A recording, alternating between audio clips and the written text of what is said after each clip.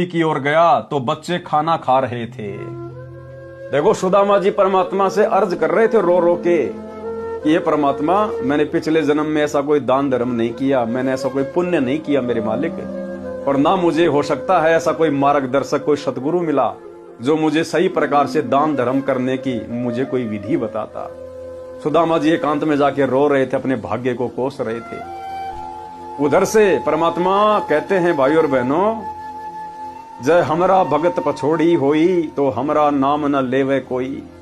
और एक सत्संग में गुरुदेव भगवान ने कहा कि अगर भगवान का भगत, सतगुरु का भगत यदि भूखा सो जाता है तो कहते हैं सतगुरु को नींद नहीं आती है। सतगुरु को नींद नहीं आती यदि उसका भगत, उसका बच्चा यदि भूखा सोता है तो।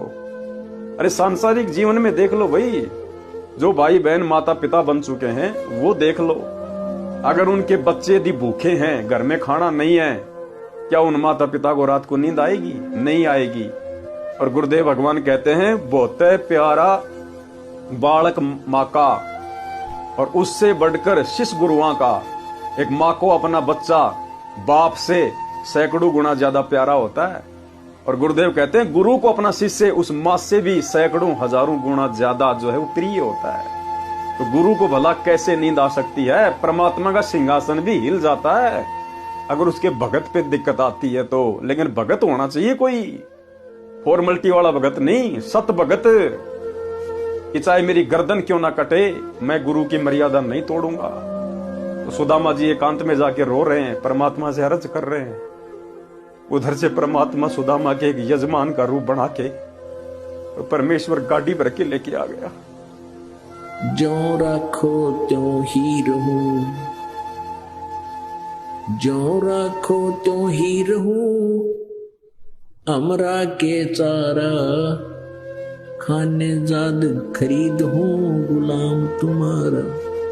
परमात्मा की रजा में राजी रहना सीखना पड़ेगा अपने। परमात्मा चाहे किसी प्रकार भी आपको रखता है, चाहे भूखा रखता है, प्यासा रखता है, बाकी तो ये ऐसा नहीं होगा कि भूखा और प्यासा आपको रख ले भगवान, क्योंकि ये दयालु मालिक है। उसके बच्चे जो सही भक्ति पर लग रहे हैं वो भूखे प्यासे नहीं रह सकते हैं, उनके परमात्मा को नींद नहीं आ रही। उसके बच्चे जो सही भक्ति पर लग रहे हैं वो भूखे प्यासे नहीं रह सकते हैं, उनके परमात्मा को नींद नहीं आ रही। ऐसे ही भाई और बहनों, आने वाले समय में ये दुनिया इस परमात्मा को ना पहचान के अपने पैरों के ऊपर जो ये कुल्हाड़ी मार चुकी है, इस युग परिवर्तन के समय में जब त्राही त्राही मचेगी, अकाल पड़ेगा, सूखा पड़ेगा, उस समय भाई और बहनों यदि हमारे घर में भी कुछ नहीं होगा, यही परमात्मा सतगुरु रामपाल जी भगवान सोच छल छिद्र कर देगा। परमात्मा इस परमेश्वर को आज वर्तमान में गाड़ी लेके आने की जरूरत नहीं है, बैठा बैठा रसोई में सामान भर देगा, पीपे में आटा भर देगा, सिलेंडर में गैस भर देगा। ये परमात्मा वो समर्थ है। छोटा सा संकेत जो गुरुदेव भगवान ने किया है कि जब आपके घर में 2 दाने नहीं होंगे, सुबह मटका भरा हुआ मिलेगा। मटका सुनिए, फिर भगवान व्यवस्था करेगा। आपके घर में 2 दाने होंगे, तड़के भरा पाओगा मटका, पिप्पा भरा पाओगा आटे का, इस तरह कर देगा दाता आपके लिए। लेकिन भक्ति करवाने के लिए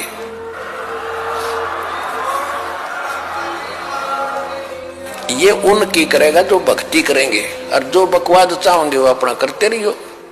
ठीक है, जैसा भक्ति भजन करेंगे उनका लाभ मिल जाएगा, लेकिन वो समस्याएं खड़ी रह जाएंगी। तो भाई और बहनों, परमात्मा कहते हैं, चिंत्या तो हरि नाम की और न चिंत्या दास, और जो कोई चिंत्या नाम बिना सोई काल की फांस। हम सत्सेवक भाई बहनों ने केवल चिंत्या एक ही बात की करनी है अब इस स्टेज पर आने के बाद, केवल मर्यादाओं की। भाई घर छूटो चाहे जग रूठो, चाहे रूठो ये संसारा हो, कौन सुनेगा फिर मेरी काल लोक में जब गुरु रूठ गया मेरा हो। और भाई और बहनों, जब भगत के ऊपर ऐसी परिस्थिति आती हैं, ऐसे हल्के पुल्के संकट आते हैं, तो समझ लेना कि वो गुरु परीक्षा ले रहा है। गुरु की नजर पल पल हमारे ऊपर है। थोड़ा बहुत कोई संकट देखकर ही तो गुरु देखेगा कि मेरे भगत के अंदर सील, संतोष, विवेक, दया, अक्षमा, इसके अंदर कुछ गुण विकसित हुए हैं या नहीं हुए हैं। मेरा भगत मेरे ऊपर दृढ़ विश्वास कर पा रहा है या नहीं कर पा रहा है, या खाली देखा देखी भक्ति कर रहा है। जैसे परमात्मा अपनी वाणी में कहते हैं, भक्ति भाव भादो नदी सबे चले गहराए, और सरिता सोए जानिए जो जेठ मास ठहराए।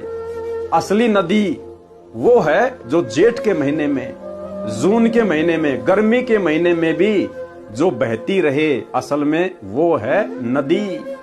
तो भगवान सतगुरु अपने भक्तों को थोड़े बहुत कष्ट देकर, अपनी तरफ से परेशानियां देकर भी अपने भगत की परीक्षा लेता है। तो सुदामा जी ने परमेश्वर से एकांत में जाके रो रो के अर्ज की। उधर से परमपिता परमेश्वर जी आए और मालिक सारा सामान घर में रख के चले गए।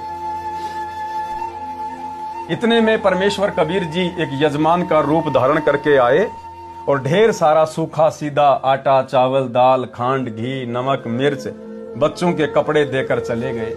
ब्राह्मणी ने तुरंत भोजन बनाया, बच्चों को परोसा। इतने में सुदामा जी आंसू पोंछकर रसोई की ओर गया तो बच्चे खाना खा रहे थे। पूछने पर पता चला कि कोई भगत आया था। कौन भगत आता था भाई और बहनों? गरीब की मदद कौन करता है? गरीब की मदद तो केवल गरीब निवाज करता है, भगत की मदद केवल सतगुरु करता है।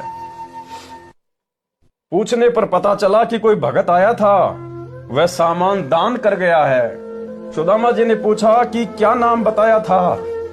पत्नी ने कहा कि दामोदर नाम बताया था। दामोदर। अपने आप को छुपाया परमात्मा ने, जैसे आज छुपा रहे हैं अपने आप को। संत रामपाल जी के नाम से आ गए कबीर परमात्मा। पत्नी ने कहा कि दामोदर नाम बताया था। सुदामा जी ने अपने दिमाग पर जोर दिया तो कोई भी दामोदर नाम का यजमान उनका नहीं था।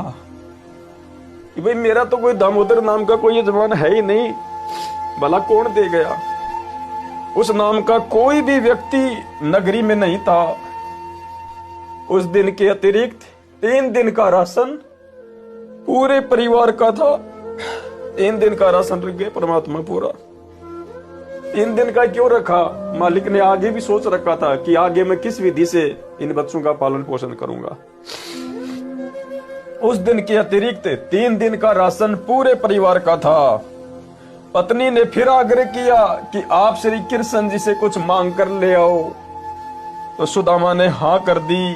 देखो भाई और बहन, हम लोग ऐसे मार खाते। उधर जाके जब वो भगवान से अरदास कर रहा था तो परमात्मा पीछे से यजमान का रूप बना के सब कुछ रख के चले गए।